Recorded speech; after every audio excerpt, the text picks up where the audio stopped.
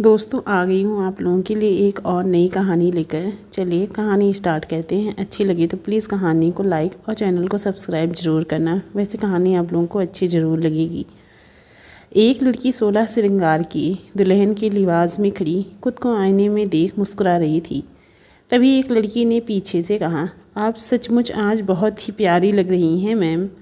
लड़की ने एक नज़र अपने पीछे खड़ी लड़की को शीशे के जरिए देखा और बोली, अंजलि तुम सच बोल रही हो ना? क्या शोभित को मैं आज अच्छी लगूंगी? अंजलि ने मुस्कुरा कर कहा, इसमें कोई दो राही नहीं है। सर को आप इतनी क्यों पसंद हैं? आप सच में बहुत सुंदर हैं। लड़की मुस्कुरा देती है। तभी एक बूढ़ा आदमी अंदर आया और लड़की को देखकर बोला, पाखी बेटा। पाखी ने तुरंत घूमकर देखा और बोली, दादाजी आप यहाँ क्यों आए हैं? मैं नीचे आ ही रही थी। दादाजी ने मुस्कुराकर पाखी को देखा और बोले, बहुत प्यारी लग रही है। आज तुझे दुल्हन बनते देख दिल को सुकून मिल गया है। पाखी मुस्कुरा देती है तो दादाजी ने पाखी का हाथ पकड़ा और बोले, चलो शादी का मुहूर्त हो गया है। शोभित मंडप में तेरा इंतज़ार कर रहा है। पाखी ने हाँ में सिर हिलाया और दादाजी के साथ नीचे आ गई। पाखी मल्होत्रा, उम्र 28 साल, बेंगलोर की जानी मानी बिजनेस वुमेन जो शादी से दूर भागती थी, पर उसे अपने ही साथ काम कर रहे शोभित से प्यार हो गया। अशोक मल्होत्रा उर्फ दादाजी जो सालों से उसकी शादी का वेट कर रहे थे। जैसे ही पाखी ने शोभित के बारे में बताया तो उन्होंने थोड़ी बहुत जांच पड़ताल की और इस शादी के लिए मान गए। और आज एक 7 स्टार होटल में धूमधाम से शादी हो रही थी।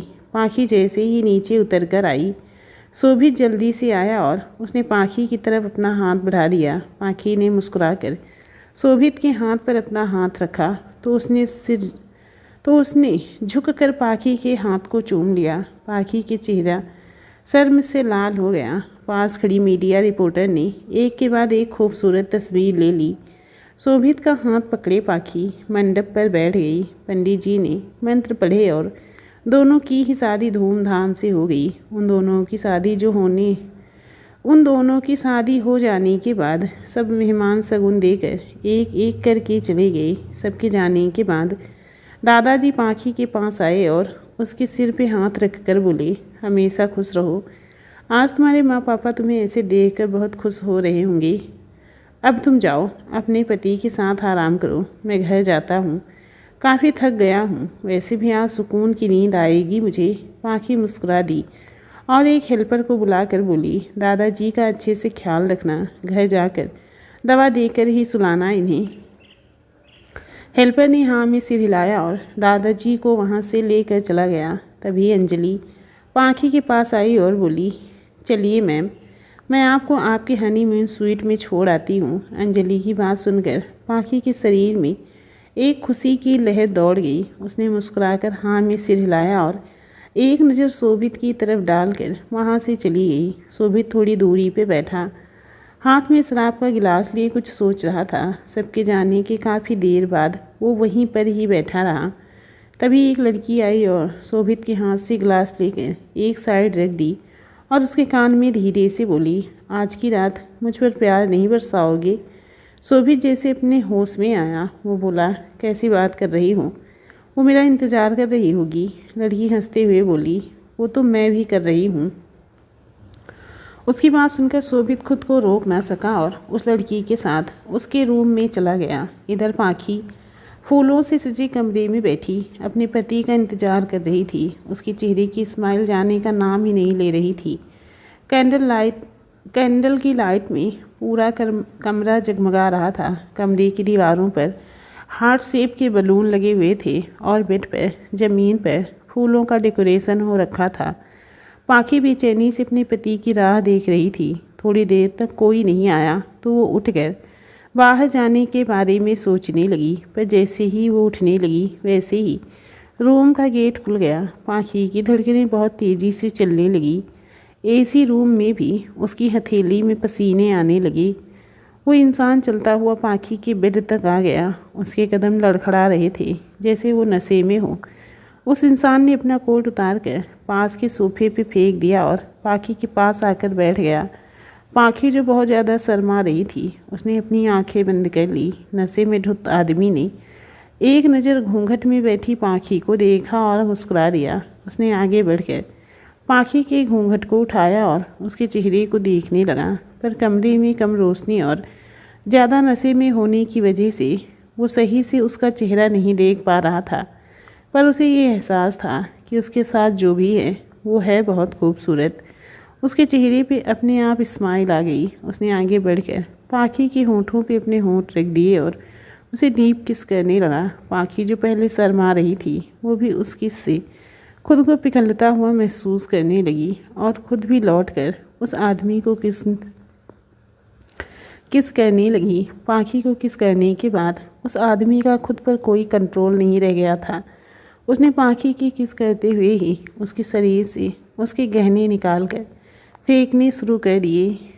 पाखी ने मदहोशी में अपनी आंखें खोली, पर उसकी आंखें अपने आप बंद हो गई। सारे गहने निकाल देने के बाद उस आदमी ने अपनी उंगली पाखी के माथे से चलाते हुए उसके गले तक ले आया और उसके बाद उसने अपनी उंगली और भी नीचे की तरफ बढ़ा दी।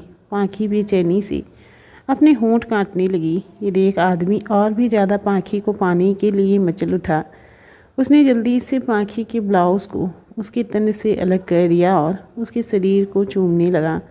पाखी के मुंह से उस आदमी की हर किस से, हर बाइट से आवाज़ निकल रही थी, जिससे दोनों ही अपना कंट्रोल खोते जा रहे थे। आदमी ने जल्दी से अपनी शर्ट उतारी और पाखी को खुद के सीने से लगा लिया। ये एहसास दोनों के दिल में ही जगह बना गया। अब दोनों ही एक दूसरे को खुद का होने से रोक नहीं पा रहे थे। इस बीच धीरे धीरे कर कैंडल्स भी बुझने लगी थी। अंधेरे ने और भी ज़्यादा जगह ले ली थी। दोनों अब सही से एक दूसरे की शक्ल भी नहीं देख पा रहे थे। उस आदमी ने पाखी को अपनी गोद में बिठाया और उस पर फिर से अपना प्यार बरसाने लगा। उसके किस कहते हुए उसने पाखी का लहंगा भी उसके तन से अलग कर दिया। पाखी उस आदमी को बाहों में खुद को डुबे लेना चाहती थी और वो आदमी पाखी के हर अंग के साथ खेलकर उसकी बेचैनी और भी ज़्यादा बढ़ा रहा था। पाखी की सांसें अब उस आदमी के प्यार से उखड़ने लगी थी। उसकी बेकरारी देख वो आदमी भी खुद को रोक नहीं पाया। उसने पाखी को बिस्तर पर लिटाया और खुद अपने कपड़े उतार उसके ऊपर आ गया। उसने एक बार फिर पाखी के होंठों को जी भर कर किस किया। पाखी की आंखें अपने आप ही बंद होती चली गई। उसके बाद उसने पाखी के कॉलर बोन पे किस की बरसात कर दी, जो पाखी को बेकरार कर गई। उसने नीचे बढ़ते हुए पाखी के शरीर के हर हिस्से को किस किया और फिर खुद उसके ऊपर लेट उसमें समाता चला गया। पाखी के मुंह से आवाज़ निकल पाती उससे पहले ही उसके होंठ आदमी के होंठों के गिरफ्त में आ चुके थे।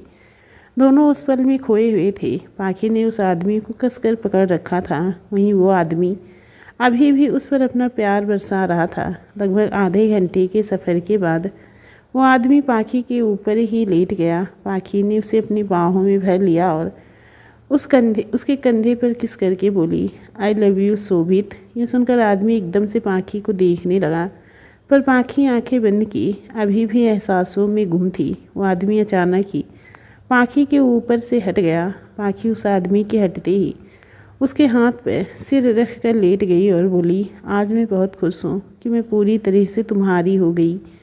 इतना बोल उसने आदमी के सीने पे किस कर लिया। आदमी ने भी उसे बाहों में भर लिया। दोनों ही थोड़ी देर में ही एक दूसरे की आगोश में सपनों की दुनिया में खोते चले गए। करीब 6 बजे पाखी की आँख खुली तो उसने मुस्कुराकर अपनी नींद भरी आंखों से एक नज़र अपने पास लेटे आदमी को देखा तो उसकी आंखें हैरानी से बड़ी हो गई। वो झटके से उठकर बैठ गई। उसने खुद को देखा तो उसने उसको देखा तो वो सो रहा था। ये देखकर पाखी घबरा गई और वो डर के मारे कांपने लगी। उसने अपने कपड़ों को समेटा और बाथरूम की तरफ भाग गई। उसने शावर के नीचे खड़ी हो गई और रोने लगी। उसने रोते हुए खुद से कहा, अगर ये शोभित नहीं था तो शोभित रात भर कहाँ था? वो कमरे में क्यों नहीं आया? अब मैं क्या करूँ? मुझे शोभित को सब कुछ बता देना चाहिए, पर अगर उसने सब जानकर उसने मुझे छोड़ दिया तो मैं क्या करूँगी? कैसे रहूँगी उसके बिना? नहीं, मैं उसे कुछ नहीं बताऊंगी। मैं उसके साथ चीटिंग नहीं कर सकती। मुझसे बहुत बड़ी गलती हो गई। ये सब नहीं होना चाहिए था। मैं शोभित को बताकर अपनी गलती की माफ़ी मांग लूँगी।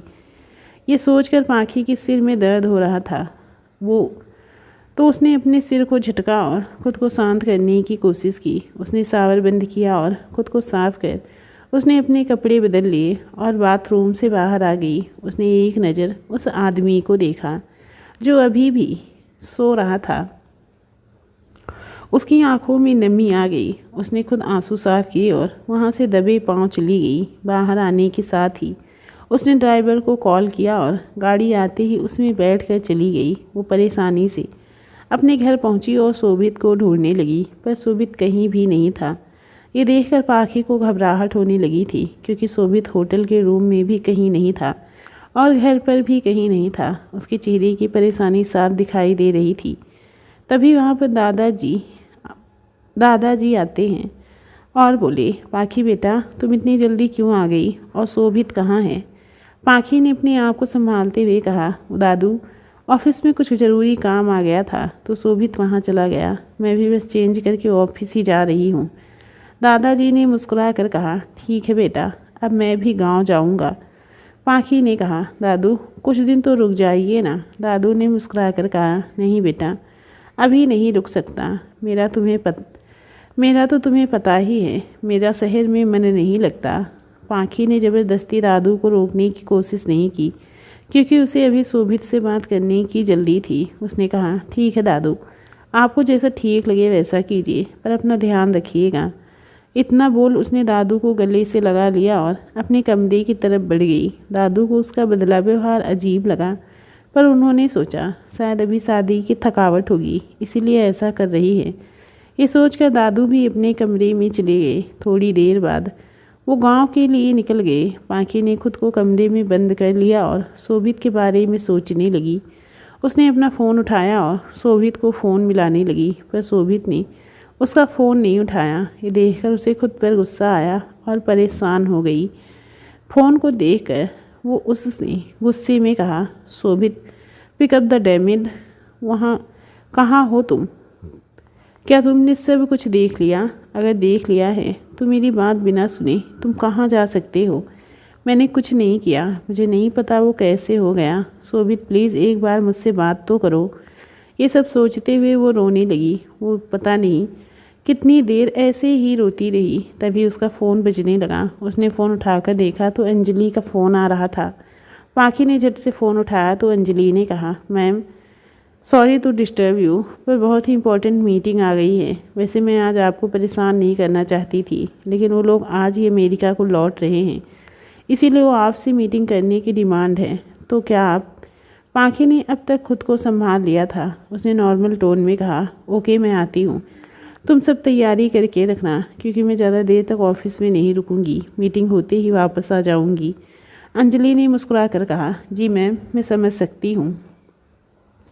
इतना बोल उसने कॉल कट कर दिया। फ़ोन कट होने के बाद अंजलि ने अपने पास बैठे आदमी को देखा और बोली, तुम भी तो मीटिंग अटेंड कर सकते थे। अपनी बीवी को बुलाने की क्या ज़रूरत थी? मैं उसे अब तुम्हारे करीब नहीं देख सकती जान। तुमने बस उसकी प्रॉपर्टी के लिए उससे शादी की है, तो जल्दी से उसकी प्रॉपर्टी अपने नाम करवाओ और हमेशा के लिए मेरे हो जाओ। मैं तुम्हें किसी और के साथ नहीं देख सकती मेरी जान। शोभित अंजलि को गोद में बिठाए उसकी ड्रेस में से झांक रहे उसके पैरों को सहलाते हुए बोला, मेरी जान, मैं भी उस औरत को ज़्यादा देर नहीं देख सकता, पर क्या करूं, कुछ महीने तो उसके साथ रहना पड़ेगा। पर चिंता मत करो, मैं तुम्हारे साथ कभी धोखा नहीं करूंगा। इतना बोल उसने अंजलि के पैरों को अपने हाथों से मसल दिया। अंजलि ने आंखें बंद कर ली। उसके मुंह बेहद सिडेक्टिव आवाज़ निकल गई, जिसे सुन शोभित अंजलि के बालों को पकड़कर उसके होठों पे किस करने लगा। उसकी किस इतनी पैशनेट होती जा रही थी कि अंजलि की आँख निकल जाती है, जिससे शोभित और भी ज़्यादा एक्साइटेड हो रहा था। वो अंजलि को गोद में उठा लेता है और उसके कैबिन में रेस्टिंग रूम में ले जाता है। ये रेस्टिंग रूम शोभित और पाखी का कॉमन रूम था। शोभित उसे रूम में लिटाकर उसके ऊपर आकर उसके होठों और भी बेकरारी से उसके होंठों को चूमने लगा। शोभित अब खुद को रोक नहीं पाता। उसने अपने और अंजलि के कपड़े उतार कर एक साइड रख दिए और खुद उसको प्यार करने लगता है। अंजलि की सिलेक्टिव आवाज़ों से वो और भी बेकरार हो जाता है और उसे पूरी तरह अपना बनाने के लिए उसकी तरफ अपना एक और कदम बढ़ा देता है। अंजलि के चेहरे पे सुकून के साथ मुस्कुराहट आ जाती है। दोनों अपनी गति से अपने प्यार की मंजिल पाने में लग जाते हैं। थोड़ी देर बाद अंजलि और शोभित एक दूसरे से अलग होते हैं तो अंजलि उठकर कपड़े पहनने लगती है, पर शोभित पीछे से उसको गले से लगा लेता है। पर अंजलि उसे खुद से दूर करते हुए बोली, अब बस भी करो, तुम्हारी बीवी आती होगी, मुझे जाना होगा। इतना बोल वो टचअप करने लगती है। शोभित बस उससे प्यार से रेडी होते देखने लगता है। तभी अंजलि मुस्कुराकर शोभित को देखती है और बोली, वैसे जब तुम्हारी बीवी को हमारे बारे में पता चलेगा तब मुझे उसका वो उड़ा हुआ चेहरा देखकर बड़ा मज़ा आएगा। वो लड़की जो हर वक्त घमंड में चूर रहती है, उसका घमंड टूटते हुए देखकर मुझे बड़ी खुशी मिलेगी। वो पूरी रात दुल्हन के जोड़े में बैठी तुम्हारा इंतज़ार करती रह गई और उसका पति मेरे साथ सुहाग रात मना रहा था। ये बोलकर अंजलि खिलखिला कर हंसने लगी। तभी शोभित ने उसे पीछे से गले लगाया और बोला, इसी के लिए मैंने उससे शादी की ताकि तुम्हें खुशी मिले। अब मैं उसकी ज़िंदगी बस से भी ज़्यादा बदतर बना दूंगा। दोनों लोग खिलखिला कर हंसने लगे। शोभित एक बार फिर उसके शरीर पर उंगलियां फिराने लगा। अंजलि ने अब उसे हटाते हुए कहा, चलो अब मुझे जाने दो, तुम्हारी बीवी आती ही होगी। शोभित ने उसे अपनी गोद में उठा लिया और बोला, तो मैं क्या उससे डरता हूँ, तुम उसे आ जाने दो, मैं भी उसे आईना दिखा दूंगा। अंजलि मुस्कुरा देती है और उसने शोभित के होंठों पर धीरे से किस कर लिया और उसे काम करने का बोल रूम से बाहर आ गई। इधर पाखी ने खुद को शांत किया और ऑफिस के लिए तैयार होकर निकल गई। वो जैसे ही ऑफिस पहुंचती तो सब लोग खड़े होकर उसे मॉर्निंग विश करने लगे। आज पाखी बिल्कुल भी अलग लग रही थी। उसने रेड कलर का सूट पहना था, मांग में सिंदूर, हाथों में लाल रंग की चूड़ियाँ भर भर कर, हाथ मेहंदी, गले में मंगलसूत्र, होंठों पे लाल लिपस्टिक। वो बहुत ही प्यारी लग रही थी। उसके कंधों तक आते काले घने बाल, उसकी काली आँखें और उसके गोरे रंग पर उसका श्रृंगार बहुत फब रहा था। आज वो अपने घमंडी और गुस्सैल नेचर से बहुत ही ज़्यादा अलग लग रही थी, पर उसकी आंखों की उदासी वो चाह कर भी छिपा नहीं पा रही थी। तभी उसके कान में एक आवाज़ आई। एक एम्प्लॉय ने दूसरे एम्प्लॉय से कहा, कल ही तो मैडम की शादी हुई और देखो आज ही दोनों मियाँ बीवी ऑफिस आ गए। मैडम को तो फिर भी लेट हो गया, पर सर तो हमसे भी पहले आ गए थे। इन दोनों हस्बैंड वाइफ में काम के लिए जुनून देखकर मुझे फ़ख्र महसूस होता है। दूसरे एम्प्लॉई ने कहा, सही कह रहा है यार तू, इन दोनों के दोनों एक दूसरे से प्यार भी कितना करते हैं। ऑफिस में हमेशा एक दूसरे का हाथ थामे रहते हैं, पर काम के टाइम पर ये लोग प्रोफेशनल हो जाते हैं। पर फिर ये बात मुझे खटक रही है कि चाहे कोई कितना भी प्रोफेशनल हो, शादी के दूसरे दिन कैसे कोई आ सकता है। कहीं ऐसा तो नहीं सर की गाड़ी ज़्यादा देर चल ना पाई और निराश हो गए दोनों मियाँ बीवी ऑफिस में आ गए। ये सुनकर आसपास के एम्प्लॉय भी मुंह पर हाथ रख कर हंसने लगे। पाखी ने सब पर एक नज़र डाली और वो सब चुप हो गए। पाखी तेज कदमों से अपने कैबिन की तरफ बढ़ गई। ये जान उसको थोड़ी संतुष्टि मिली थी कि शोभित ऑफिस में है। पहले वो शोभित के ही कैबिन में जा रही थी, पर कुछ सोचकर वो अपने कैबिन में चली गई। पाखी के कैबिन में जाते ही अंजलि भी उसके कैबिन में नॉक कर अंदर आकर बोली, गुड मॉर्निंग मैम। पाखी ने अंजलि को देखा और बोली, शोभित अपने कैबिन में है क्या? अंजलि ने हाँ में सिर हिला दिया तो पाखी ने फ़ोन उठाया और एक प्रेस करके फ़ोन उठाने का वेट करने लगी। फ़ोन उठते ही पाखी ने कहा, शोभित जल्दी से जल्दी मेरे कैबिन में आओ। शोभित ने ओके कहा और अपने कैबिन से निकल पाखी के कैबिन की तरफ बढ़ गया। अंदर आते ही उसने पाखी के पीछे खड़ी अंजलि को देखा और मुस्कुरा दिया। पाखी जल्दी से उठी और शोभित के पास आकर बोली, शोभित मुझे तुमसे बहुत ज़रूरी बात करनी है। पहले तुम ये बताओ तुम रात भर कहाँ थे? तुम्हारे रूम में क्यों नहीं आए और इतनी जल्दी ऑफिस क्यों आ गए? क्या हुआ है शोभित? मेरे सवालों का जवाब दो, मुझे भी तुम्हें कुछ बताना है। तुम मेरी बात सुन रहे हो ना? शोभित का ध्यान उस पर नहीं था। ये देख पाखी की नज़र भी पीछे खड़ी अंजलि पर गई। पाखी ने शोभित को झकझोर दिया और बोली, तुम मेरी बात सुन रहे हो ना? मुझे बहुत ज़रूरी बात करनी है शोभित। पर शोभित ने उस पर ध्यान नहीं दिया और उससे अपना हाथ छुड़ाकर उसकी बात को पूरी तरह इग्नोर करता हुआ वो अंजलि की तरफ बढ़ गया। उसने पाखी के सामने ही आगे बढ़कर अंजलि के होठों पर अपने होठ रख दिए। ये देखकर पाखी को ऐसा लगा जैसे उसके पैरों के नीचे से ज़मीन खिसक गई। वो 2 कदम पीछे हट गई और लड़खड़ाती हुई ज़मीन पर बैठ गई। वो आंखें फाड़े बस उन दोनों को किस करते हुए देखती रह गई। इधर काफ़ी देर बाद जब उस आदमी की आंख खुली तो उसके सिर में बहुत तेज़ दर्द हो रहा था। वो उठ बैठा और अपना सिर पकड़कर बोला, रात उस कमीने ने ऐसा क्या पिला दिया? अभी तक सिर घूम रहा है। फिर उसने कमरे को देखा जो फूलों से सजा हुआ था। ये देख वो झटके से उठ खड़ा हुआ और फिर खुद को देख हैरान होते हुए बोला, ये सब क्या है? मैं ऐसे यहाँ पर क्या कर रही हूँ? मैं ऐसे यहाँ पे क्या कर रहा हूँ? फिर उसकी नज़र अपने शरीर पर जगह जगह बने निशानों पे गई, जहाँ कहीं कहीं नाखूनों के निशान थे और कहीं कहीं पर किसी के काटने के निशान थे। कल रात की कहानी वो निशान बखूबी बयान कर रहे थे। उसने अपना सिर पकड़ लिया और बोला, कल रात बहुत कुछ हो गया जिसके बारे में शायद मैंने सोचा भी नहीं होगा। इतना बोल वो अपने आसपास अपना फ़ोन ढूंढने लगा पर वो उसे कहीं नहीं मिला। वो अपने कपड़े जल्दी से पहनने लगा। तभी इसके हाथ में एक झुमकी आ गई जिसे देख उसे रात के बारे में सब याद आने लगा। उसके पूरे शरीर में एहसासों की लहर दौड़ गई। उसने अपने सिर को झटका और अपने कोट में से फ़ोन निकालकर उसने एक फ़ोन मिला दिया। फ़ोन उठते ही उसने कहा, तुमने कल क्या किया था मेरे साथ? मुझे कुछ भी याद नहीं है। दूसरी तरफ से हंसते हुए आवाज़ आई, तो मैं तेरे साथ थोड़ी ना था जो मुझे याद होगा।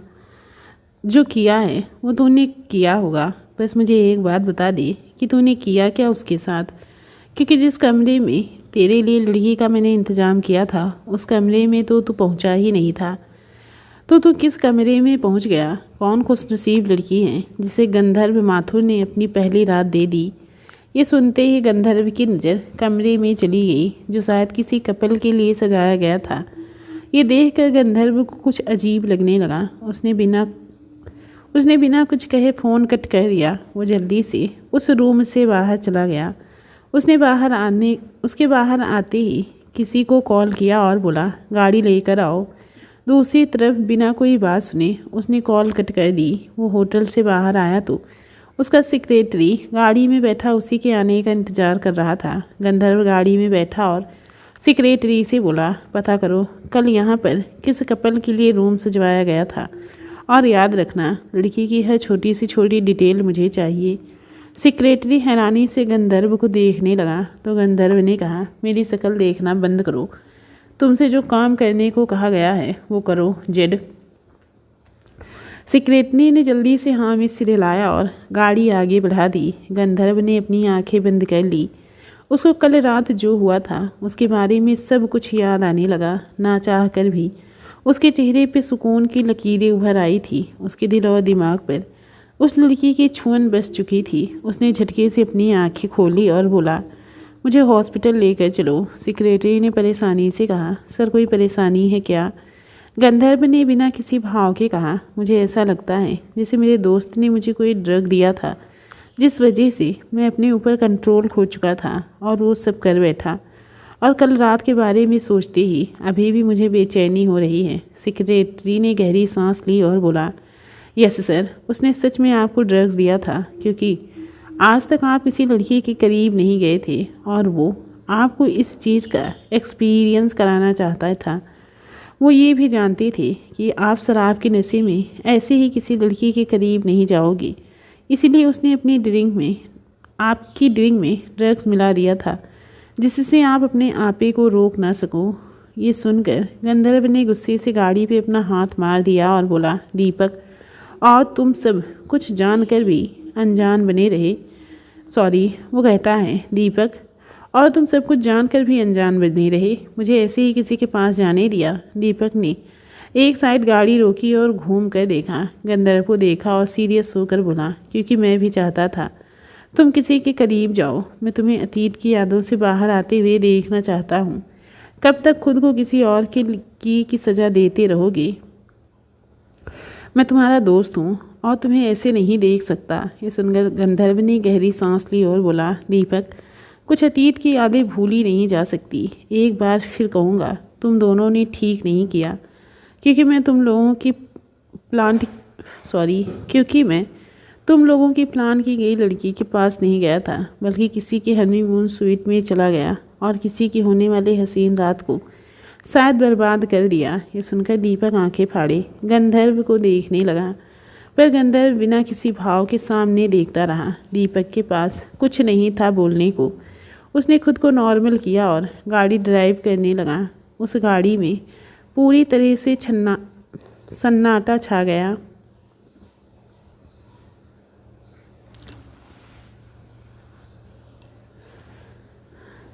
दीपक ने सन्नाटे को तोड़ते हुए कहा, सर, कल आपकी अमेरिका में बहुत इम्पोर्टेंट मीटिंग है, हमें आज शाम को निकलना होगा। गंधर्व के दिमाग में पाखी की यादें घूम गई। उसने गहराई तक उस लड़की के बारे में पूरी जानकारी चाहिए। उसका पास्ट, उसका प्रेजेंट, सब कुछ जानना है। दीपक ने हाँ में सिर हिलाया और बोला, सर, अभी आप घर ही जाएंगे या ऑफिस के लिए मोड़ लूँ? गंधर्व ने कुछ सोचकर कहा, ऑफिस में मैंने घर में ले चलो, मैं वहीं से निकल जाऊंगा। दीपक ने एक नज़र मिरर में से गंधर्व को देखकर कहा, मुझे पता है आप वहाँ क्यों नहीं जाना चाहते। दीपक ने कुछ नहीं कहा और गाड़ी चलाने लगा। गंधर्व एक अट्रैक्टिव फीचर का मालिक था। उसने बहुत छोटी सी उम्र में अपना फैमिली बिजनेस अपना लिया था। काली आंखें, सांवला रंग, पर मुस्कुराहट ऐसी कि लड़कियां दिल निकाल कर कदमों में रखने को तैयार हो जाएं। इसीलिए वो मुस्कुराता ही नहीं था, पर फिर भी लड़कियां मक्खी की तरह उसके आगे पीछे भिनभिनाती रहती थी। आज तो उसने किसी को एक नज़र उठाकर भी नहीं देखा था। उसकी अभी की ज़िंदगी में सिर्फ एक से ही प्यार था और वो था उसका काम। चलिए आते हैं कहानी पर। दीपक ने गाड़ी ऑफिस की तरफ मोड़ दी और गंधर्व कल रात के बारे में सोचने लगा। ना चाह कर भी उसके कानों में पाखी की बेचैनी से निकलती आवाज़ें आ रही थी, जिससे गंधर्व की बेचैनी बढ़ रही थी। रह रह कर उसको अपने हाथों में उसके शरीर के छुअन का एहसास हो रहा था। उसे होठों पे किस करना याद आते ही उसकी बेकरारी को बढ़ा रहे थे। उसका दिल एक बार फिर उस लड़की को अपने करीब पाने के लिए तड़प उठा था। उसने अपने ख्यालों से बाहर निकलने के लिए आंखें बंद कर ली और उसके सामने पाखी का खूबसूरत बदन घूमने लगा। गंधर्व ने अपनी आंखें झटके से खोल ली, जिसे देख दीपक ने जल्दी से कहा, आप ठीक है ना? क्या हुआ? गंधर्व ने पसीना साफ करते हुए कहा, कुछ नहीं, बस थोड़ा सिर दर्द हो रहा है। दीपक ने हाँ में सिर हिलाया और ड्राइव करने लगा। गंधर्व अपना फ़ोन चलाने लगा। ऑफिस की बिल्डिंग आते ही गंधर्व गाड़ी से उतरा और दीपक से बिना कुछ कहे वो अपनी VIP लिफ्ट से अपने फ्लैट में चला गया। दीपक उसे हैरानी से जाता हुआ देखने लगा। गंधर्व जल्दी से अपने रूम में गया और कुछ ढूंढने लगा। जल्दी ही उसके हाथ में एक वायलिन मिल गया। उसने अपनी आंखें बंद की और उसे बजाने लगा। उसकी आंखों के सामने पाखी की धुंधली छवि दिखाई देने लगी, पर अब उसके चेहरे पे एक सुकून भरी स्माइल थी। ये वही उस स्माइल थी जिस पर लड़कियां दिल निकाल के रख देती थी। दीपक, जो गंधर्व के पीछे आ गया था, उसने जब वायलिन की आवाज़ सुनी तो वो हैरान हो गया। उसने हैरानी से उस धुन को सुना और खुद से बोला, सालों बाद आज गंधर्व के हाथ वायलिन पे चले हैं। कुछ तो ऐसा हुआ है जो इसके दिल को छू गया है। मुझे हर हाल में सब कुछ पता लगवाना होगा। इतना बोल वो उल्टे पैर लौट गया। वहीं गंधर्व आज सालों बाद अपने सुकून के साथ बैठा था। जहाँ गंधर्व को सुकून मिल गया था, वहीं पाखी की ज़िंदगी में तहलका मच चुका था। वो खाली आंखों से शोभित और अंजलि को देख रही थी, जो एक दूसरे को पागलों की तरह चूमे जा रहे थे। उनकी ये हरकत जब पाखी को बर्दाश्त नहीं हुई तो पाखी गुस्से से उठी और उन दोनों को अलग करके बोली, तुम लोग ये क्या कर रहे हो? अंजलि, तुम शायद भूल रही हो तुम कौन हो, और शोभित, तुम मुझसे प्यार करते थे, तो फिर ये अंजलि के साथ ये क्या कर रहे हो? अंजलि ने मुस्कुराकर पाखी की तरफ देखा और बोली, आप इतनी बेवकूफ़ लगती तो नहीं हो मैम, जितना आप खुद को दिखा रही हो। अगर आपको अभी भी समझ नहीं आया तो मैं आपको बता दूं, मैं आपके पति की गर्लफ्रेंड हूँ। शोभित ने भी अंजलि की कमर को पकड़ा और बोला, बहुत घमंड है ना अपने पैसों पर और अपनी खूबसूरती पर। अब देखो कैसे दोनों को ही चकनाचूर करता हूँ, क्योंकि ना पैसे से तुम मुझे अपना पाओगी और ना ही अपनी खूबसूरती से मेरे बिस्तर तक पहुँच पाओगी। अंजलि शोभित की बात पर हंसने लगी। उसकी हंसी देखकर पाखी को गुस्सा आ गया, तो उसने अंजलि को मारने के लिए हाथ उठा लिया और गुस्से से बोली, यू बिच, मैं तुम्हें नहीं छोड़ूंगी। शोभित ने हाथ को पकड़ते हुए कहा, ये गलती से भी मत करना, वरना मेरी ज़िंदगी को चोट पहुंचाने के चक्कर में तुम्हारी ज़िंदगी को जहन्नुम बना दूंगा। पाखी आंखें फाड़े शोभित को देखने लगी, तो अंजलि ने पाखी के चेहरे की तरफ देखा और बोली, आपको एक और बात बतानी है। कल जिस पति के इंतज़ार में तुम 16 श्रृंगार करके बैठी थी, वो रात भर मेरी आगोश में था। ये सुनकर पाखी का दिमाग बिल्कुल ब्लैंक हो गया। वो क्या बोले, सब कुछ तो उसकी समझ से बाहर था। वो बस आंखें फाड़े दोनों को देखने लगी और वो कांपती आवाज़ में बोली, तुमने ये सब क्यों किया? क्या बिगाड़ा था मैंने तुम्हारा? शोभित ने अंजलि को खुद से थोड़ा दूर किया और पाखी के पास आकर उसके बालों को पकड़कर बोला, ये मेरी अंजलि की हर बेइज्जती की सज़ा है। जितनी बार भी तुमने उसे सबके सामने बेइज्जत किया, उससे कहीं ज़्यादा मैं तुम्हें बेइज्जत करूँगा। बहुत घमंड है ना तुम्हें अपने स्टेटस पर। अब तुमसे तुम्हारा ये स्टेटस छीन कर ही चैन से बैठूँगा। तुम्हारी इस खूबसूरती को रोज़ तुम्हारी असलियत दिखाऊँगा। देखता हूँ कैसे तुम रोकोगी। पाखी को सब सुनकर गुस्सा आ गया। उसने गुस्से से कहा, हाँ तो क्या गलत किया मैंने? मेरी नौकरी करती है तो मेरा इसे डांटने का भी हक है। और रही बात मेरे स्टेटस की, तो अपनी मेहनत पर इस स्टेटस को पाया है। देखती हूँ कैसे इसे तुम मुझसे छीनते हो। उसकी बात सुनकर शोभित और भी ज़्यादा गुस्से में आ गया। उसने गुस्से से कहा, हाँ तो अगर कोई तेरे साथ काम करता है तो इस इंसान पर जब चाहे हाथ नहीं उठा सकती? तो जब चाहे उसे उसका स्टेटस नहीं बता सकती? तुझे क्या लगता था कि सिर्फ अंजलि ही मुझे पसंद करती थी? नहीं, मैं भी उसे बहुत प्यार करता था, पर तूने मुझे पाने के लिए अंजलि से मेरा सौदा पैसों से किया, तो मुझे लगा क्यों न तेरे पैसे ही हथियार लिए जाएं। फिर क्या था, हो गया मुझे तुमसे प्यार, पर पैसों के लिए। इतना बोल वो और अंजलि ज़ोर ज़ोर से हंसने लगी। पाखी गुस्से से चीख कर बोली, मैं तुम्हारे ये मंसूबे कायम नहीं होने दूंगी। मैं तुम्हें अपनी ज़िंदगी से निकाल कर फेंक दूंगी। Just wait and watch. Shobhit ने गुस्से से पाखी के चेहरे को पकड़ लिया और अपने हाथ से उसके चेहरे को गुस्से से छूकर बोला, ये कोशिश भी करके देख ले, क्योंकि कामयाब तो तू नहीं हो पाएगी। इसकी वजह तेरा वो बुढ़ा दादा और वसीयत है। मेरी बात पर विश्वास ना हो तो बात करवा ले। इतना बोल शोभित ने पाखी के चेहरे को झटके से छोड़ दिया, जिससे टेबल की नोक पाखी की कमर में चुभ गई। पाखी के पूरे शरीर में दर्द की लहर उठ गई, पर उसने अपने दर्द को बर्दाश्त करते हुए कहा, शोभित, तुमने मेरे साथ बहुत गलत किया है। तुम्हें इसके लिए कभी माफ़ नहीं करूँगी। शोभित उसकी बात सुनकर ज़ोर ज़ोर से हंसने लगा और बोला, तुमसे माफ़ी लेना भी कौन चाहता है? अरे किसने तुझे ऑफिस संभालने की जिम्मेदारी दी? अगर एक काम कर, तू घर जाकर आराम कर, ऑफिस में संभाल लूँगा। पाखी शोभित को देख दांत पीसते हुए बोली, लग रहा है तुम्हारा दिमाग ठिकाने पर नहीं है। तुमने मुझे क्या समझ रखा है? अब तुम्हें तुम्हारी औकात दिखाऊंगी। पाखी मल्होत्रा क्या चीज़ है। तुम दोनों उल्टी गिनती शुरू कर दो, क्योंकि तुम्हें जब तक बर्बाद नहीं कर दूंगी चैन से नहीं बैठूंगी। ये बोल वो कैबिन से बाहर जाने लगी, पर ये सुन शोभित ने उसकी कमर को पकड़ लिया और उसने उसकी कमर को जोर से मसलते हुए कहा, तुझे क्या लगता है मैंने शादी तुझसे अपने प्यार की वजह से की है? बल्कि तुझसे शादी तेरी प्रॉपर्टी के लिए भी की है, और तुझे आज नहीं तो कल उसे मेरे नाम करना ही होगा, वरना तुझे क्या क्या भुगतना पड़ सकता है तू सोच भी नहीं सकती। पाखी की उसी जगह चोट लगी थी जहाँ शोभित उसकी पीठ को मसल रहा था। उसने शोभित को खुद से दूर करते हुए कहा, तुम पागल हो चुके हो। शोभित ने हंसते हुए कहा, नहीं मेरी जान, पागल मैं नहीं, बल्कि तुम्हें मैं करके छोड़ूंगा। इतना बोल उसने पाखी को ज़मीन पर धक्का दे दिया और अंजलि के पास चला गया। उसने अंजलि को कसकर गले लगाया और बोला, तुम जाओ अपना काम करो, मैं अपनी बीवी को थोड़ा समझा कर आता हूँ। अंजलि ने शोभित के कॉलर को कसकर पकड़ा और बोली, शोभित एक बात याद रखना, तुम सिर्फ मेरे हो। अगर तुम उसके करीब भी गए तो मैं तुम्हें जान से मार दूंगी। शोभित ने उसके होंठों पे उंगली फिराते हुए कहा, जान तो तुम मेरी पहले ही ले चुकी हो, अब क्या लगी, और तुम चिंता मत करो। अब क्या लोगी और तुम चिंता मत करो, मैं ऐसी घमंडी लड़की के साथ कुछ करने के बारे में सोच भी नहीं सकता।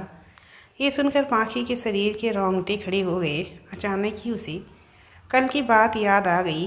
कल की बात याद आते ही उसमें कुछ हिम्मत सी आ गई। उसने खड़े होने की कोशिश करते हुए गुस्से से कहा, दोनों के दोनों अभी के अभी यहाँ से चलो, अभी के अभी यहाँ से चले जाओ। शोभित ने अंजलि को जाने का इशारा कर दिया और खुद पाखी के करीब आते हुए कहा, ऐसे कैसे चला जाऊँ, तुम्हारा पति हूँ, थोड़ा प्यार तो बरसाना बनता है। इतना बोल वो पाखी के करीब आ गया। उसने पाखी के चेहरे को कसक कर पकड़ा और उसके होठों की तरफ देखने लगा। पाखी को जैसे ही कुछ समझ आया तो वो हैरानी से शोभित को देखने लगी। शोभित पाखी के होठों की तरफ झुकने लगा। पाखी ने अपना चेहरा घुमाना चाहा। दोस्तों सॉरी, थोड़ा सा सांस चढ़ जाती है इसीलिए। पाखी ने अपना चेहरा घुमाना चाहा, पर शोभित ने उसके चेहरे को पकड़ लिया और अपने होठों की जगह अपने हाथों से पाखी के होठों को मसलने लगा। पाखी को शोभित की हरकत से बहुत ज़्यादा दर्द हो रहा था, पर शोभित को इससे बहुत ज़्यादा मज़ा आ रहा था। उसने और भी ज़्यादा बुरी तरह से उसके होठों को मसलना शुरू कर दिया। अब उसके नाखून भी उसके होठों पे जख्म कर रहे थे, जिस वजह से उसके होठों से खून निकलने लगा था। पाखी की आंखों से आंसू निकलने लगे, पर शोभित तो पत्थर दिल हो चुका था। वो लगातार उसके होठों को अपने अंगूठे से मसल रहा था। पाखी का कैबिन साउंड प्रूफ था, किसी को कुछ भी सुनाई नहीं दे सकता था। पाखी अंदर से तो सब कुछ देख सकती थी, पर बाहर से कोई भी अंदर का कुछ भी नहीं देख सकता था। बस इसी का फ़ायदा शोभित उठा रहा था। पाखी का दर्द जब बर्दाश्त से बाहर हो गया तो उसने शोभित को पीछे की तरफ धक्का देते हुए कहा, शोभित मुझे बहुत दर्द हो रहा है। शोभित ने मुस्कुराकर पाखी के होठों को देखा और बोला, अब लग रहा है ना कि मैंने तुम पर कितना प्यार बरसाया है। तुम्हारे होंठ भी मेरे प्यार की वजह से सूज गए। इतना बोल शोभित ने पाखी को पीछे की तरफ धक्का दे दिया और मुस्कुराते हुए बाहर चला गया। शोभित के धक्का देने की वजह से पाखी लड़खड़ा गई, पर वो ज़्यादा देर खड़ी ना हो सकी और अपने होठों को पकड़ के ज़मीन पे बैठ गई। वो पपक कर रो पड़ी। उसके कानों में शोभित की बातें गूंजने लगी। अब वो और ये छलावा बर्दाश्त नहीं कर पाई। वो कान पर हाथ रख कर चीख पड़ी और खुद से ही बोली, मैं इस शादी से छुटकारा लेकर रहूँगी। इस आदमी को कभी भी अपनी प्रॉपर्टी, अपनी मेहनत की कमाई को हथियाने नहीं दूँगी। मुझे दादाजी ने बात करनी ही होगी। ये बोल उसने खुद को संभाला और उठकर अपने कैबिन से बाहर निकल आई। लोगों की नज़र जैसे ही पाखी के चेहरे पे पड़ी तो उनकी नज़र अपने आप ही पाखी के होठों पे चली गई। पाखी के चेहरे को देखकर उन लोगों के चेहरे पर स्माइल आ गई। एक एम्प्लॉई ने अपने साथ बैठे एम्प्लॉई की तरफ देखकर कहा, देखा, मैंने कहा था ना कि ज़रूर सर मैम के साथ कुछ कर रहे होंगे। तभी वो अपना चेहरा साफ करते हुए आए थे और देख, यहाँ पर मैम के होंठों पर सर के प्यार की झलक अच्छे से दिख रही है। मैं शर्त जीत गया, अब मेरे शर्त के पैसे निकाल। ये सुनकर दूसरा एम्प्लॉई हंसने लगा और बोला, ठीक, आज मेरी तरफ से तुझे कैंटीन में ट्रीट। बाकी के एम्प्लॉई की नज़र भी पाखी पर थी। सबके चेहरे पे मुस्कुराहट थी जो पाखी को बहुत ज़्यादा चुभ रही थी, पर वो किसी से कुछ कहना नहीं चाहती थी। पाखी उन सब की बातों को इग्नोर करते हुए चुपचाप वहाँ से चली गई। दोस्तों, इस कहानी के दूसरे भाग का लिंक आप लोगों को नीचे कमेंट बॉक्स में मिल जाएगा, लेकिन अगर आप लोगों को लिंक नहीं मिलता है तो आप लोग हमें कमेंट करके बताना। मैं आप लोगों को लिंक दे दूँगी। इस कहानी का दूसरा चैप्टर भी मैंने अपने दूसरी चैनल एकता हिंदी कहानी पे अपलोड कर दिया है। आप लोग प्लीज़ एकता हिंदी कहानी सर्च करिए और वहाँ पर जाकर इस कहानी के दूसरी चैप्टर का आनंद लीजिए और हमें कमेंट करके भी बताइए कि आप लोगों को ये कहानी कैसी लग रही है।